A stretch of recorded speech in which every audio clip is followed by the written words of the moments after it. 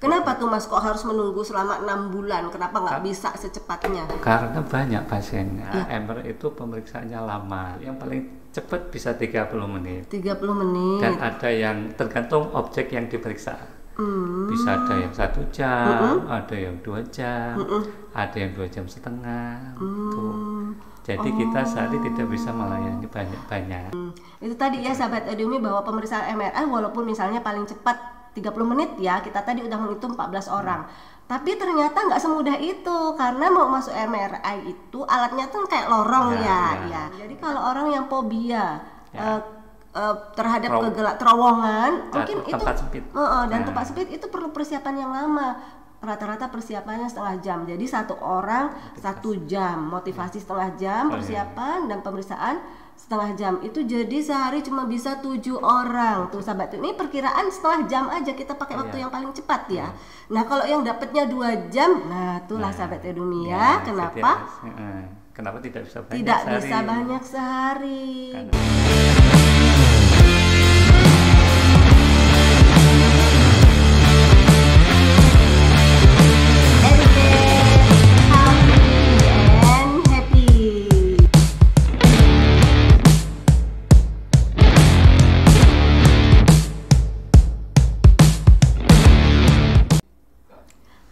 Sahabat Edumi, apa kabar pagi ini? Semoga sahabat Edumi selalu sehat dan bahagia. Sahabat Edumi, pagi ini kita akan membahas tentang satu pelayanan yang menjadi salah satu pelayanan unggulan di RSUD Jenderal Ahmad Yani Kota Metro. Assalamualaikum warahmatullahi wabarakatuh. Tabi pun. Nah pagi ini sahabat Edumi kita sudah mendatangkan seorang tamu, seorang radiografer yang sudah pernah kita undang loh waktu itu. Spesialisasinya, nih punya spesialisasi sahabat Edumi. Radiografer itu juga spesialisasinya adalah alat-alat MRI. Beliau Mas Muhammad Holis Ahzan SST SKM. Selamat pagi Mas Holis. Apa kabar pagi ini? Alhamdulillah sehat. Alhamdulillah sehat ya. Oyen-oyen ya pagi ini. Kita udah pernah ngobrol ya dengan Mas Holis ini. Terus dalam hal ini di RSUD Jenderal Ahmad Yani, Mas Holis dipercayakan untuk mengoperasikan MRI. MRI itu apa sih Mas? Kayaknya tuh tenar banget nih, sehingganya menjadi salah satu inovasi pelayanan unggulan ya di RSUD Jenderal Ahmad Yani. Iya. MRI itu sebenarnya sama seperti alat lain, itu sebuah alat pencitraan. Hanya MRI ini untuk menampilkan diagnosa, pencitraan diagnostiknya lebih bagus. Saya boleh dong ke MRI. Saya kan pengen citra saya baik terus. boleh. Saya pengen ya sahabat Edumi ya. Kita pengen pencitraannya kan, pencitraannya mau kan. Nah seperti itu kan Mas. Jadi MRI itu sebuah pencitraan, pembuatan citra radiografi dengan menggunakan magnet berkekuatan tinggi dengan mengandalkan gelombang frekuensi gitu. Nah kebetulan di RSUD Yani ini MRI-nya yang 3 Tesla. Tesla sahabat Edumi, apa bedanya Tesla 1, 2, 3? Mungkin keunggulannya di MRI 3 Tesla ini untuk hasil citranya lebih bagus. Terus waktu pemeriksaan juga lebih singkat. Karena memang pemeriksaan MRI ini lama gitu. Tergantung dari jenis atau objek yang diperiksa. Kenapa tuh Mas? Sebelum kita ke kenapa pencitraan lama, kenapa seseorang itu mendapatkan rujukan untuk di MRI?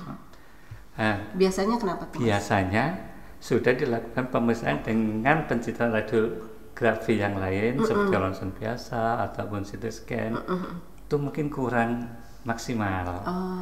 Jadi mungkin alternatif selanjutnya ke MRI. Insya Allah dengan MRI mungkin lebih hasil gambarnya lebih bagus. Diagnosa bisa ditegakkan. Artinya itu kayak mencari penyebab lebih dalam lagi gitu. Dengan hasil gambar yang lebih bagus. Penegakan diagnosa, belum pengobatan ya. Ini baru untuk penegakan diagnosa. Untuk menegakkan diagnosa. Seperti itu ya sahabat Edumi. Jadi kenapa seorang dokter itu merekomendasikan untuk pasiennya mendapatkan pencitraan MRI berdasarkan hasil pemeriksaan sebelumnya. Di penegakan diagnosa sebelumnya itu belum jelas atau belum maksimal, sesuai, belum maksimal, sehingganya diperlukan pemeriksaan yang lebih dalam lagi. Wih, keren ya sahabat Edumi. Keren sekali. Jadi sudah semakin canggih ya level untuk penegakan diagnosa di RSUD Jenderal Ahmad Yani Metro ini ya Mas ya. Nah, insya Allah 3 Tesla udah bagus. Untuk saat ini sebetulnya sudah paling tinggi spesifikasinya. Di Provinsi Lampung? Ya. 3 Tesla itu spesifikasi paling tinggi? Iya. Wih, nah tuh sahabat Edumi, untuk MRI ya, untuk MRI 3 Tesla itu di Lampung termasuk spesifikasi yang paling tinggi. Dan inilah keunggulan dari pelayanan di RSUD Jenderal Ahmad Yani kita, semakin meningkatkan terus ya Mas Solis ya. Di pemerintah Kota Metro terus meningkatkan pelayanan di RSUD Jenderal Ahmad Yani Kota Metro. Nah Mas, saya pernah bertemu dengan teman ya yang memang mau pemeriksaan MRI, tapi dia itu menceritakan bahwa saya daftar tunggunya lama banget, 6 bulan. Loh kok lama amat, kenapa tuh Mas penyebabnya? Nah, penyebabnya jadi pemeriksaan MRI ini pasiennya banyak.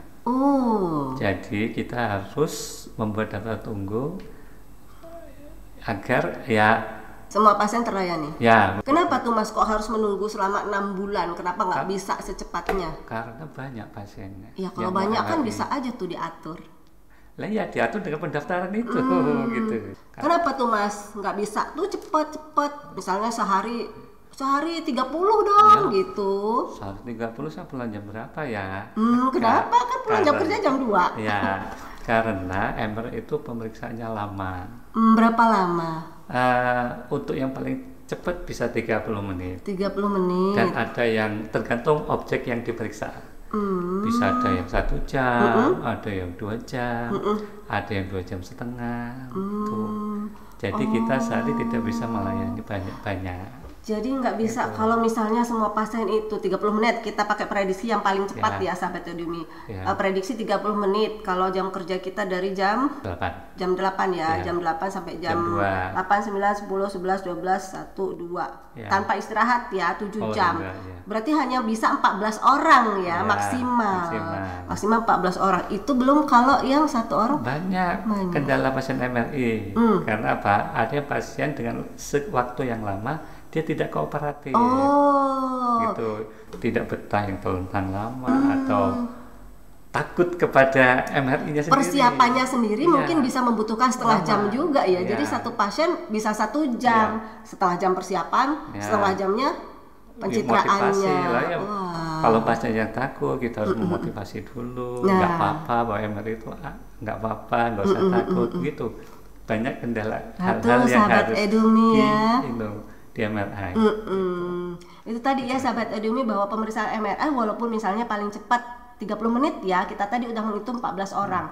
Tapi ternyata nggak semudah itu, karena mau masuk MRI itu alatnya tuh kayak lorong ya. Kita pernah bikin TikTok, nanti dilihat ya sahabat Edumi. Itu alatnya kayak lorong. Jadi kalau orang yang fobia terhadap terowongan, mungkin itu tempat sempit.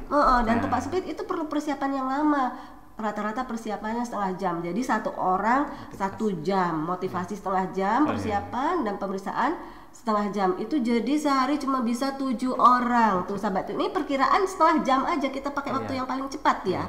Nah kalau yang dapatnya 2 jam, nah itulah sahabat Edumi ya.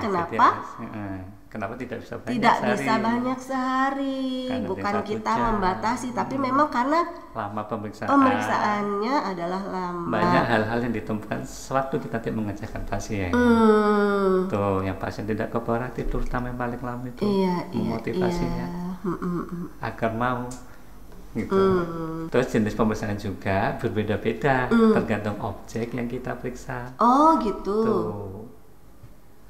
Seperti apa contohnya? Contohnya itu pemeriksaan kepala akan berbeda dengan pemeriksaan di tulang belakang ataupun di ekstremitas namanya, tangan, kaki itu.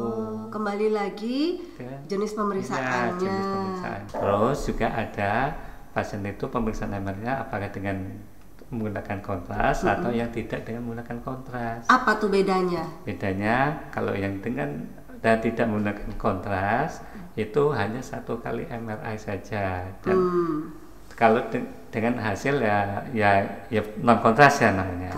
Tapi kalau dengan menggunakan kontras itu 2 kali MRI, otomatis membutuhkan waktu yang lebih lama, tapi dengan hasil yang insya Allah lebih maksimal. Karena dengan obat kontras itu sendiri, obat itu bisa masuk ke organ-organ yang patologis terlihat dengan kontras itu. Gitu. Jadi kalau pas pemeriksaan kontras itu dimasukkan obat lagi ya? Ya, habis pemeriksaan yang biasa polos, kita masukkan obatnya, terus kita MRI lagi. Wah, jadi 2 kali. 2 kali MRI, makanya waktunya lebih lama. Tuh, sahabat Edumi, tadi kita memprediksi setengah jam ya. Setengah jam itu kalau polos ya. Kalau dia kontras ditambah lagi setengah jam. Jadi 1 jam. 1 jam dengan persiapan setengah jam tadi jadi 1 jam setengah. Jadi itu tadi ya sahabat Edumi, kenapa antriannya panjang? Bukan karena kita mengulur-ulur waktu atau membatasi, tapi karena memang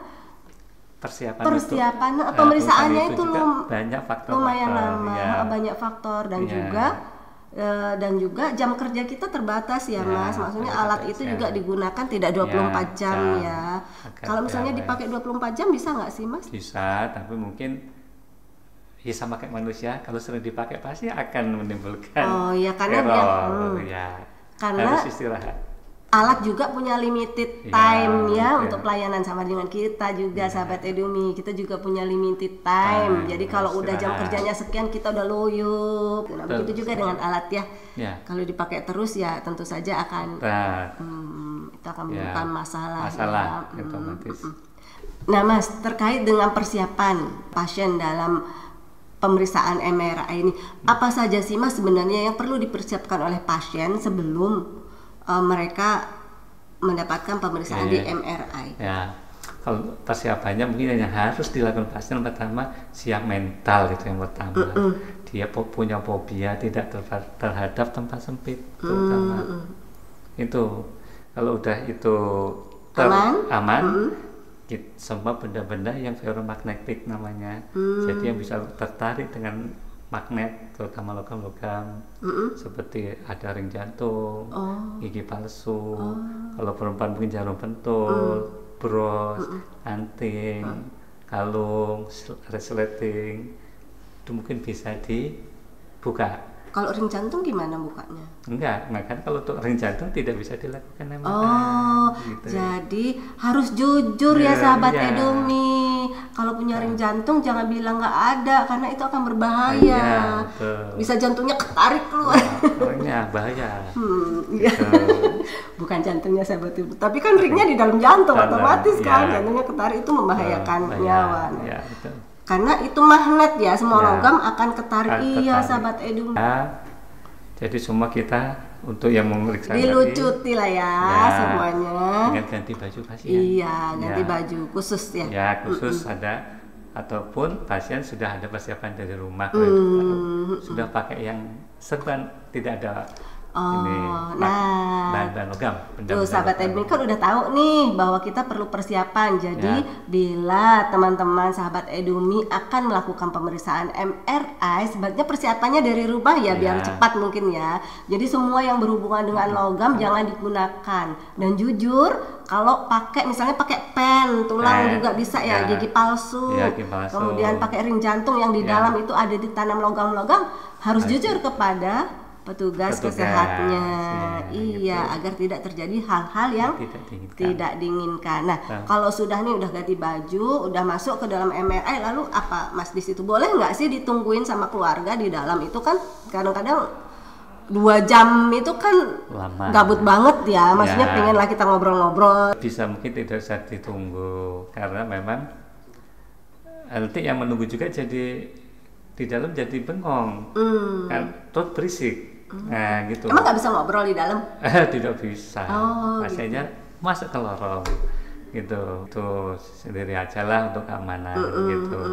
Karena kita nggak tahu nanti keluarga pasien, saya pengen minum, haus, buka pintunya, itu tidak boleh bukan pintunya. Pokoknya Karena kalau udah masuk, udah masuk sampai selesai. Di dalam. Dan Di kalau dalam. lama, Nggak boleh pipis juga ya? Iya. Pokoknya nggak boleh. Dia pasiennya saja lah.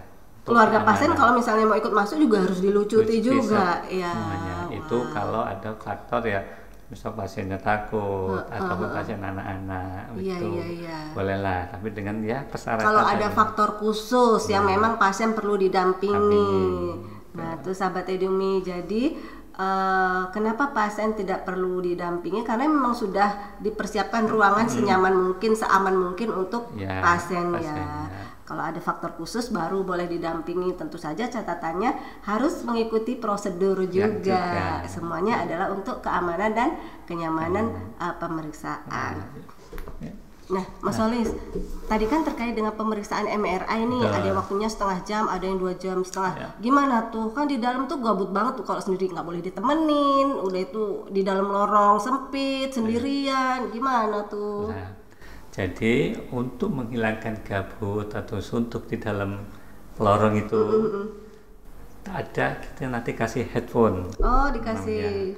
Itu bisa request musik sesuai dengan artis idolanya. Oh, jadi tetap ada hiburannya ada ya. Hiburannya. Jadi, boleh request apa aja tuh? Apa aja. Apa aja boleh. Apa aja boleh, ada semua. Itu nah, untuk sahabat mengurangi gabut di dalam. Oke, nah sahabat Edumi, kalau yang akan pemeriksaan MRI ya untuk menghilangkan kebosanan atau gabut di dalam ruangan itu boleh request tuh, boleh musik, boleh morotal, boleh juga mungkin ya podcast kita juga ini nih ya di setel ya gitu untuk hiburan itu boleh sekali. Jadi tetap di dalam itu nggak bengong sendirian, masih ada hiburannya ya. Itulah pelayanan yang maksimal dari RSUD Jenderal Ahmad Yani Kota Metro. Mas Solis, ini kan setelah dilakukan MRI itu apa prosedur selanjutnya? Setelah MRI? Setelah dilakukan MRI, apa yang dilakukan oleh pasien? Misalnya habis operasi itu pasien harus ada perlakuan khusus. Kalau MRI ini gimana, Mas? Nah, kalau untuk MRI mungkin untuk pasien yang menggunakan kontras ya, jadi harus kita observasi dulu dahulu, gitu. Karena obat kontras sendiri itu kadang bisa menimbulkan efek samping, mual dan bisa muntah. Gitu. Berapa lama biasanya observasinya tuh, Mas? Oh, bisa lama-lama. Kalau kira-kira kita 15 menit nggak ada ini, udah boleh dibawa ke ruangan lah. Gitu. Seperti itu. Tapi setelah itu nggak ada perlakuan khusus lainnya? Tidak ada. Udah selesai. Nah, Mas, kan orang mau MRI periksa dokter dulu tuh kan antri 6 bulan tuh ya. Nah, dari mulai pendaftaran sampai antri 6 bulan, setelah 6 bulan ini kan kita mau pemeriksaan MRI lagi. Nah, itu apakah harus mengulang lagi mulai dari pendaftaran awal di mobil JKN, kemudian ke Poli, kemudian baru ke MRI, atau bisa langsung ke ke MRI? Kalau untuk itu tetap lewat prosedur. Jadi daftar dulu lah ke JKN, terus mau ke Poli sesuai dengan mau pemeriksaannya apa. Tetapi di sini kalau di RSUD Yani itu tidak mengantri. Jadi datang langsung lapor ke bagian pendaftaran, mau cetak SCT, mau MRI, langsung ke Poli, langsung ke radiologi, langsung di pemeriksaan. Seperti itu. Nah, sahabat Edumi, kalau memang sahabat Edumi sudah dijadwalkan untuk MRI, misalnya udah ketemu tuh jadwalnya, nggak perlu antri lagi, tapi tetap melakukan prosedur ya pendaftaran sampai ke. Seperti itu ya sahabat Edumi, hanya laporan saja. Oke, nah, Mas, ini yang penting banget nih, yang perlu diketahui oleh sahabat Edumi. Ini MRI itu ditanggung BPJS atau umum sih, Mas? Ditanggung BPJS. Bisa ditanggung BPJS ya. Terus kalau umum bisa nggak? Bisa. Kalau nggak punya BPJS ya, berapa tuh biayanya? Tergantung pemeriksaan juga. Gitu. Tergantung objek yang akan diperiksa. Itu. Jadi nggak sama ya sahabat Edumi. Tadi kan Mas Solis menyampaikan bahwa pemeriksaannya ada yang polos, ada yang kontras, ada yang kepala, ada yang tulang belakang, ada bagian tubuh yang mana. Nah, itu mempengaruhi juga ya kalau untuk pasien umum terkait pembiayaannya. Betul. Kontras ataupun yang biasa polos. Tuh, beda-beda. Untuk pelayanannya sendiri gimana Mas? Antara pasien BPJS dan pasien umum, apakah semuanya harus ngantri atau gimana? Tetap Atau harus ada ngantri. kalau umum boleh dong nggak ngantri gitu? Tetap sesuai dengan prosedur. Jadi Ada semuanya masuk dalam dijadwal, antrian harus ya. dalam antrian. Begitu. Terus dalam pelayanannya ada perlakuan khusus nggak tuh antara BPJS dan Sama umum? saja. Sama aja. Oh gitu. Nah Gitu. sahabat Edumi, jadi tidak ada perbedaan ya, karena pada dasarnya pasien BPJS dan umum ini semua sama-sama bayar ya, dengan pembayaran yang sama. Hanya saja kalau BPJS kan bayar tapi nyicil lah ya istilahnya kita ya, ditanggung bersama. Cost sharing. Masyarakat yang lain yang memang mereka punya BPJS tapi tidak pernah digunakan. Ya berharap nggak usah pakai aja lah ya, bisa cost sharing dengan saudara-saudara kita yang lain. Nah itu sahabat Edumi, bisa BPJS, bisa umum dengan pembiayaannya mungkin nggak bisa dipatok ya, karena sesuai dengan jenis pemeriksaan. Oke, baik Mas Holis, ini tadi bincang kita ya, kita sudah bincang banyak ya sahabat Edumi terkait pelayanan MRI. Ternyata seperti itu pelayanan MRI. Mudah-mudahan ini bisa menjadi gambaran bagaimana jika teman-teman akan melakukan pemeriksaan MRI dan bisa menjawab pertanyaan sahabat Edumi, kenapa pemeriksaan MRI-nya itu lama gitu ya. Sahabat Edumi, sebelum kita tutup dong, Mas Holis bisa pesan tuh kepada sahabat-sahabat Edumi di rumah terkait dengan MRI ini. Intinya dari pengalaman, untuk pasien yang akan dilakukan MRI, mungkin pertama persiapan mental.